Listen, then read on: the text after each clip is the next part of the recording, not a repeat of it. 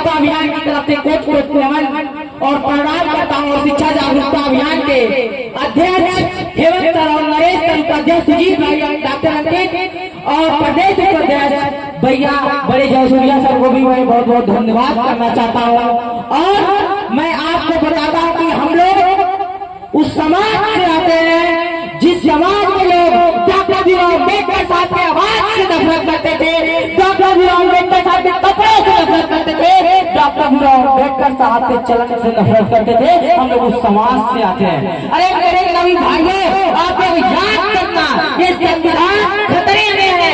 अगर संविधान बचा तो हमारी शिक्षा बचेगी, अगर संविधान बचा तो हमारा देश बचेगा, अगर संविधान बचा तो याद रखना ये हमारा समाज बचेगा।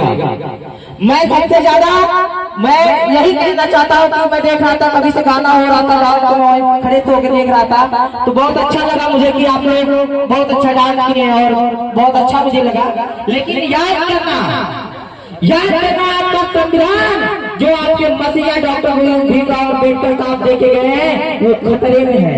बता रहा हूँ वो खतरे में। आप खुद तय कर लीजिएगा कि आपके बच्चे कितना पढ़ते हैं, कौन कितने विश्वविद्यालय में पढ़ता है, कौन यूनिवर्सिटी में पढ़ता है, कहाँ शिक्षक की बात की जा रही है हमारे समाज में। बच्चे पेरेंट्स अपने बच्चों का ख्याल नहीं करते हैं। बताओ आपका समाज कहाँ जाएगा। माननीय कांशीराम साहब कहे थे कि जो अपने इतिहासों को नहीं जानता है वो अनाथ बच्चों की तरह होता है, और जिसकी गोद में चले जाए वो उसी को बाप मान लेता है। आपको पता है माननीय कांशीराम साहब कहे थे कि जो अपने इतिहास को नहीं जानता है वो अनाथ बच्चों की तरह होता है, जिसके गोद में चला जाए वो उसी को बाप मान लेता है। याद करना मेरे युवक साथियों, मेरा समाज कहाँ जाएगा। कभी आपने कभी सोचा क्या? नहीं सोचा। कभी आपने विचार नहीं किया। कहते हैं कि अरे मुसाफिर भेड़ गए, अब रहे तू सोवत है, जो जागत है जो प्रावत है, जो सोवत है।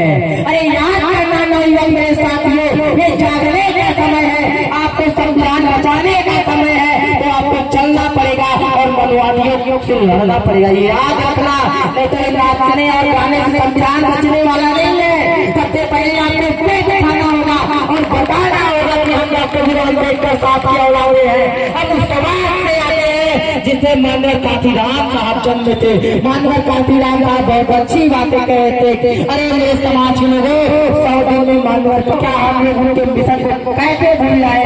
मैं बता रहा हूँ, मेरा एक कैंपेन चलता है, आप लोग यूट्यूब पे सर्च करिएगा, शिक्षा जागरूकता अभियान, यानी फ्री शिक्षा देने का ऐलान करती है। हर गाँव कोचिंग खुलवाती है, जहाँ जहाँ जाती है उसके बारे में सोचती है कि कौन सा अपना समाज पीछे है, कौन सा समाज कैसे है। आप सराय में क्षेत्र में पता करेगा। मैंने 4 इंस्टीट्यूट खोला है, 4 इंस्टीट्यूट हमारा चल रहा है। हमारे समाज के लोग जिनकी आर्थिक स्थिति नहीं सही है उनको फ्री शिक्षा देने का ऐलान भी किया जा रहा है।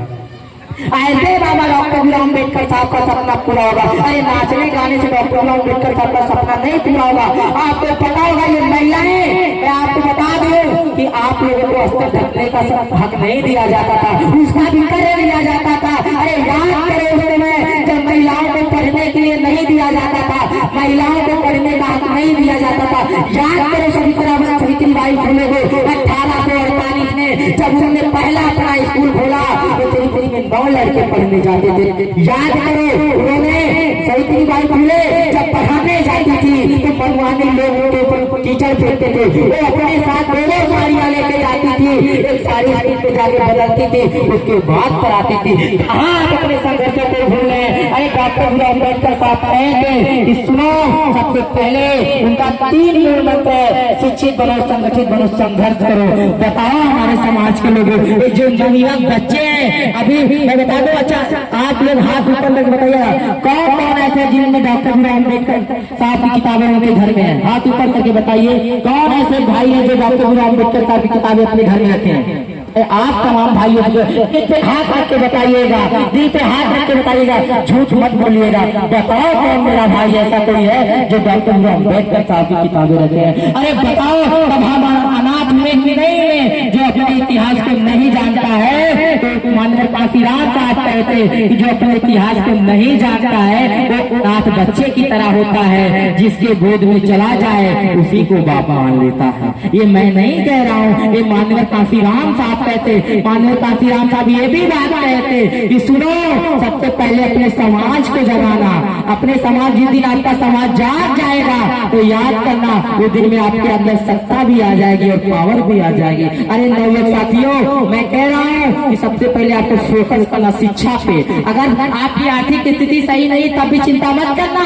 मेरी महिलाओं, मेरी बहनों, मेरी माएं, मेरे भाइयों, आपके साथ कंधा से कंधा मिला के शिक्षा जागरूकता अभियान खड़ी है। ये तो क्या वैचारिक मंच है, तो मैं वैचारिक बात कर रहा हूँ। अगर राजनीतिक मंच होता तो राजनीतिक की बातें करता, लेकिन इतना समझ लेना कि मेरे पास समय ज्यादा नहीं है। बस मैं यही कहूंगा कि सबसे पहले आपको जागना पड़ेगा। मैं बताऊं ना कि अब पछताए का होई जब चुग गए चिड़िया खेत। अरे तब पछताओगे क्या, जब संविधान छीन लिया जाएगा तब गांव गांव कहोगे कि वो मेरा संविधान छीन लिया। और बताओ, जब आपके हाथों संविधान छीन लिया जाएगा, आर्टिकल खत्म कर दिया जाएगा, क्या नाम CRPC IPC धारा खत्म कर दिया जाएगा, आपका आरक्षण खत्म कर दिया जाएगा, तो बताओ हमारा समाज कहाँ जाएगा। अरे आरक्षण, मैं बता रहा हूँ कि जो मनवादी, कुछ मनवादी लोग कहते कि लोग, मैं थोड़ा सा एक लाइन और भी याद आ गई आरक्षण से कि याद करना, जब ब्राह्मण का लड़का नौकरी नहीं पाता है तो एक ब्राह्मण कहता है कि अगर आरक्षण आज होता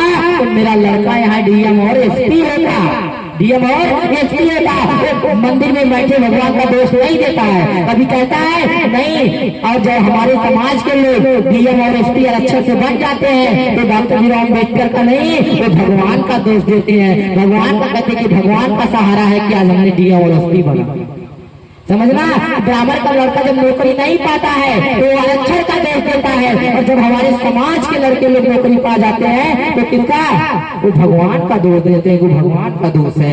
हम गए थे वहाँ मंदिर पे, माथा टेके थे, हमें आशीर्वाद मिला था। पंडित जी कहते जाओ बच्चा, तुम भले हो जाओगे, तुम नौकरियां पा जाओगे, और नौकरी पाने